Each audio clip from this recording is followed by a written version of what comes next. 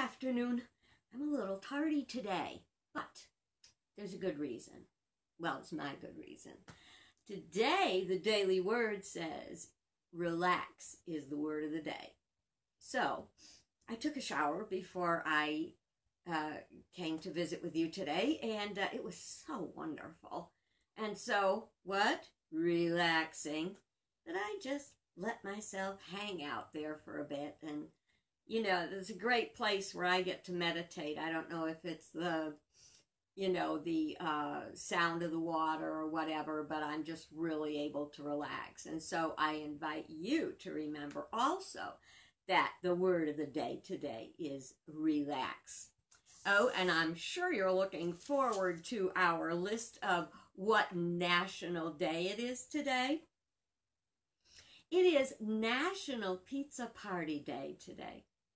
Well, I don't have the right stuff to make regular pizza. I don't have the Italian cheese, but I make a wonderful Mexican pizza using cornmeal crust. So I believe Tishy and I will be having our own little pizza party for supper tonight. It's also Chocolate Chip Day and Endangered Species Day. I'm wondering if we count there maybe. Could be the way it's going. I'm sorry it's a little late, but it's National Ride Your Bike to Work Day. So 1 o'clock in the afternoon's a heck of a time to find out, but maybe you can go for a bike ride. Don't forget to wear your mask. It is also, this will get you, National Nylon Stocking Day. Does anyone even remember nylon stockings? I think we may think we do, but we really don't, because nylon stockings were out during the war. I don't know what they were by the time we were wearing them, but maybe they were nylon, and they had a line up the back, you know, the seam. You always had to make sure your seams were straight. And they'd get runs in them, and 40 years ago, when 35 years ago when I was working for the airline, even though I worked in an office, we were instructed to always have an extra pair of hose with us because we could not be seen having runs in our stockings. How do you like that? Yeah, that was quite a deal. It's also Peace Officers Memorial Day, so we keep in mind today the peace officers that have died in the line of duty, and we so pray for a time when that won't happen anymore, and when they won't have to chase people down. And there are those of you who will be thrilled to know it is also NASCAR Day. Doesn't do anything for me, but if you're into NASCAR, whoop whoop for you. And Defense Transportation Day. Wow! It's so many days today, it's like a month and a day. Pick a day, any part of the day, and do with it what you want. As for me and my house, we're going to do National Pizza Party Day. All right. So today, I want to talk about the glimpse. Got any idea what that is? Well, you may or may not have seen a Christmas movie called The Family Man with Nicolas Cage.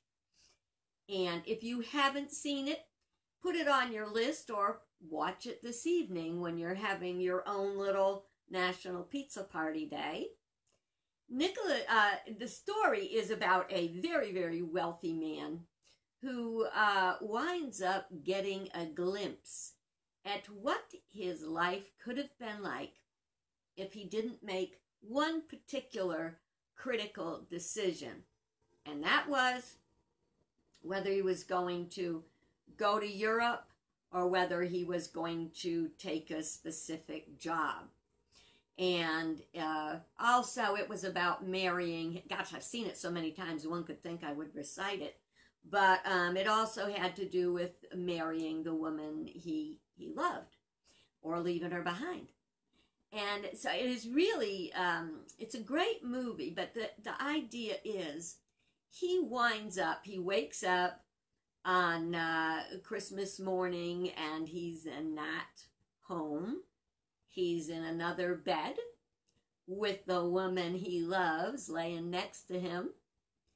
And he sits up and he's got kids coming in, and it's like, oh my God, what is all this stuff?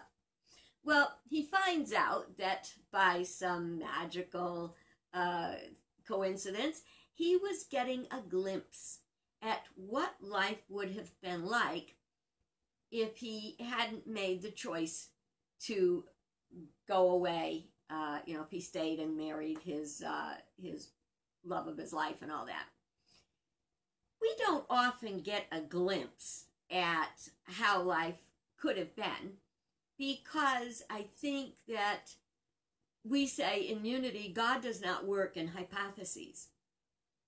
So if we look at it and we can't look and say what would have been, because we really don't know. We think about it, but we really don't know. But you know what we can look at? What can be. And in the midst of what we are experiencing now, actual day 59, yesterday I said day 59, but I wasn't wrong, I was mistaken, okay? But today is day 59. So we have actually had almost 2 months to look at the changes that have occurred in those 2 months, and also to reflect on what is, what may be, what was, and what changes we would like to make. In the end of the movie, and I'm not going to tell you because I'm not one to do spoiler alerts, it doesn't necessarily turn out the way you thought it was going to. That doesn't mean it turns out bad. You have to figure it out yourself. Sometimes I just can't stand those movies where, everybody totally lives happily ever after and every piece fits where it belongs. And those were, my mother used to love this woman's novel or stories. How do you call it a novel? Fern Michaels, I think. And everything she writes is so syrupy and sticky sweet. But my mom loved them. And but I see life a little differently. And one of the things that I see about life that I think is helping me get through this and can help you get through that is that life doesn't always turn out the way you want it, but it doesn't mean your life is not good or will not be good. Keep that in mind. So we're getting a glimpse now of what would happen. Can you imagine the priceless glimpse we're getting of what would happen if we stopped polluting? Yep. Planet's loving it. Can you imagine if we got or were getting a glimpse of the lesson that we may or may not have learned about putting something away for a rainy day, or might we say pandemic, or whatever? Have we learned lessons about how nice it is to be hunkered down at home with your family, especially if there is an unknown, unseen danger out there? And for each night when you tuck in, and when I tuck Tishy in, and I know we are home and we are safe. And for that moment, all is well with the world. So, it will be good if we are able to get a glimpse of the good we can have and work toward that. Excuse me. So, that brings me to what I told you I would have done today. And that is, ta-da! The puzzle. Woo-hoo-hoo. Not going to slide it too far. This is my puzzle, all finished as promised. It's my great-grandson Tristan, 5 years ago.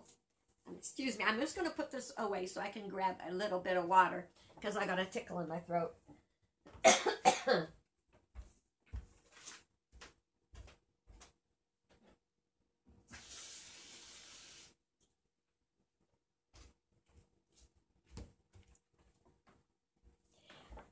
I always remind myself to get some water before I start my visit with you, and then I forget, and then it's like I try to make it through it. But I'm not going to waste my time with that.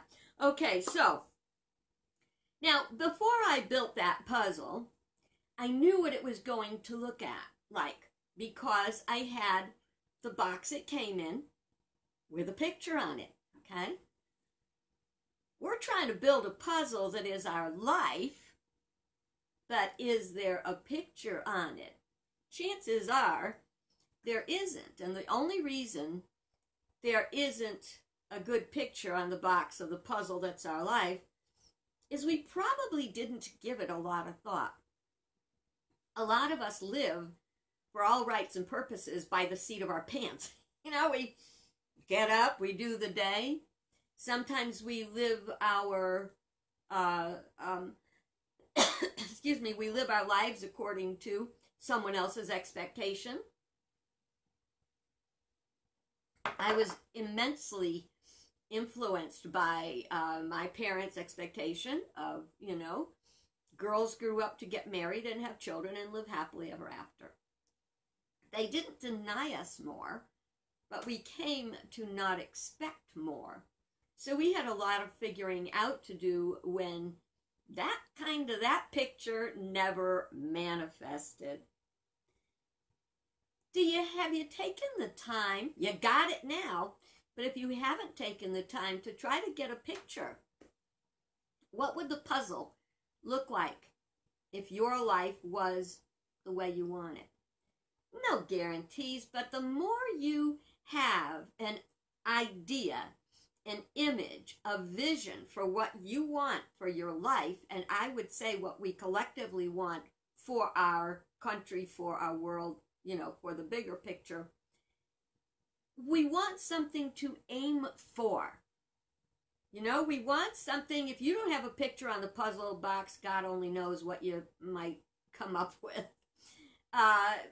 But if you have an image, a vision, what would you like to be different in your life? This is your chance to figure out what could make that different. What are the wonderful things you see? Go out and look at the sky. Look at the flowers that are coming up. Think about the things that we would say are wrong with this world. One of the things I believe is totally wrong with this world is war. Oh, I know there are people that say there will always be war. Well, I'm going to tell you something real quick. The minute they take profit out of war, there's not going to be war anymore. One of the reasons we have war is that we want to go and take what somebody else has. I'm sorry, it's very often true. Instead of working and negotiating and figuring it out, you know, I'm a minister, I'm a Christian, very open-minded, God in every faith, but I do question some things the way they're written in the Bible. That doesn't mean I'm saying the Bible's junk, it isn't true, it's, you know. But what I'm saying is I think we sometimes, you know how we've talked about getting messages from higher consciousness or lower consciousness? I think some of the Bible was written through the human perspective as opposed to the spiritual. So I just question one of the things, like when the Israelites were told to go in and completely take the promised land by force. And it was called a holy war. And a holy war means everybody dies. All of the enemy dies. And babies, women, old people, young people, men, everybody dies. I always said to myself, I wonder if it would have been different if the Israelites had gone on into the promised land and said, oh, look, this is what we bring. These are the talents, the skills, the education. This is what we bring. Because let's face it, since those days, there's been fighting there ever since. I think we need to learn our oneness, and I think that is what God's plan is. That's my personal opinion. Do with it whatever you want. Let's go back to the puzzle for a minute. You're building a puzzle. What's the first thing you do? The frame. Look for all those little straight edge pieces because you know that you will get the frame. And you know that's the easiest part. So then after you get the easiest part, the framework. Now let's go back and think about our lives. We need a framework to build our life. We need something to hold the picture together. And we are living in a material world. We're material girls and guys. So we're living in a material world, and we need a structure that we can build. So what do we need? Food, clothing, shelter. So we want to kind of assure those, not only for ourselves, because God had a bigger plan. God's framework is amazing, because everything that was created to prosper and to multiply. You know, easiest way to say it, you can count the seeds in a tomato, but you can't count the tomatoes in a seed. All depends on how you handle it. So let's get a framework for our lives. We decide what we want. We can do this individually. We can do it as a family. We can do it as a state, as a country, as a world, okay? The framework is the basic needs: food, clothing, shelter. We want love and acceptance. Now, those are not absolutely necessary in order to live, but they are very necessary in order to have a life. You've heard of Maslow's hierarchy of needs. And the top of that need is self-realization. Now, see, I see it in that might be Maslow's hierarchy of needs, but that's human. And above that is an inverted triangle. You know how they talk about seventh heaven? That's what I see, where we start from self-actualization to awareness that we are a part of a greater whole, to what that part of that greater whole needs until we realize we're one. And a lot of people are afraid of that because they are afraid that that means they don't have a life or identity or whatever, but that's not the fact. The fact is we are oneness, but we are oneness in diversity.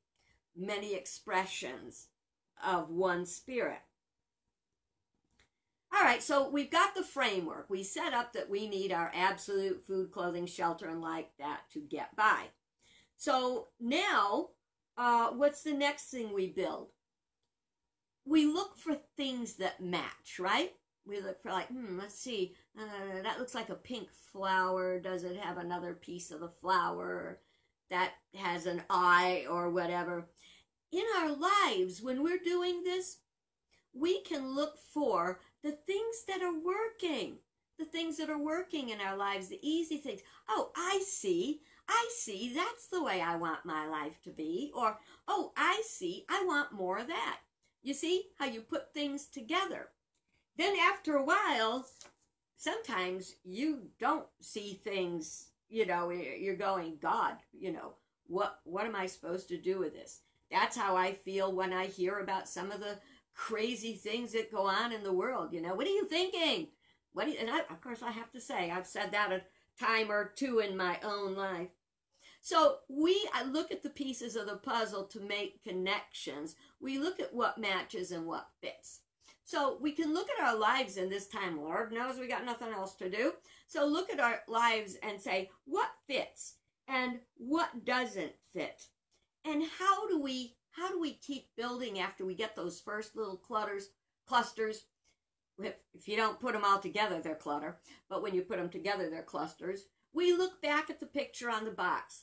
That's what I wanted. How do I get there? That's what I wanted. How do I get there?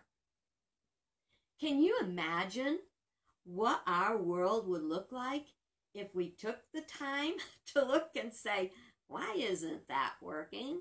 You know, why? Because the pieces don't match.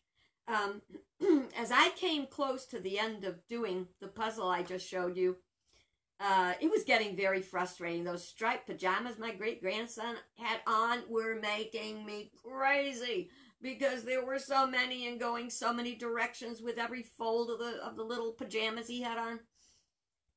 And sometimes you get that temptation. You want to push. The piece doesn't go there, but you want that piece to go in there, you know? That's how I can figure out a lot of the mistakes I made in my life. I wanted to force things to work where they really weren't meant to work. And I had 2 not good marriages to prove that. Instead of waiting to find the piece that fit the puzzle, I tried to shove the piece into the puzzle where it didn't fit. And what kind of respect is that for another person?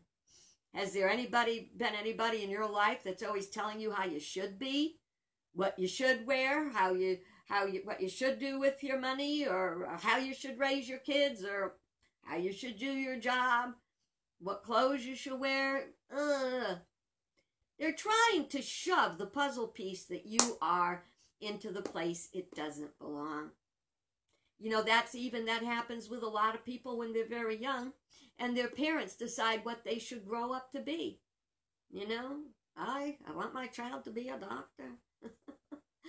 Yeah, and I was supposed to grow up and be a wonderful and lovely wife. So you make the connections as you put the right pieces of your puzzle together, as you put the pieces of your life together. If something doesn't seem to fit, set it aside. Believe me, there were pieces. I had this one piece to the puzzle, and I got to the point where I said, that piece is not going in this puzzle. They must have printed an extra piece. Oh, it was the same as the pajamas, but there was this one piece, and I tried and tried and tried to fit it up here, and it didn't go, and it didn't go, and it didn't go. Oh, wait a minute. It went all the way over here, and it fit perfectly, and it was simply a shadow that made me think it belonged someplace else. See, that's in my life too. You know, when I was talking the other day about what I wanted to be when I was a kid, and one of them was a nun. I'm not a nun, but I'm a minister. Why? Because that fits my life better. If I had been pushed into the place of being a nun, even though I had a desire to serve God, I would have been in the wrong place, and I never would have completed the picture that I was intended to complete in this life. Now, an important thing about our lives, getting through this experience right now and in the future, is don't force things and don't give up. There were many times I looked at that puzzle and I said, do I really want to spend my time doing it? Do I really? But I made myself do it. You know why I made myself do it? Because when I was doing that puzzle, I wasn't worried about any virus or anything that might change in my life or anything that might be going on outside my door. I was just worried about finding that piece. That is very healthy. We all need those times to be able to step away from our life so we can rest and relax. Daily word.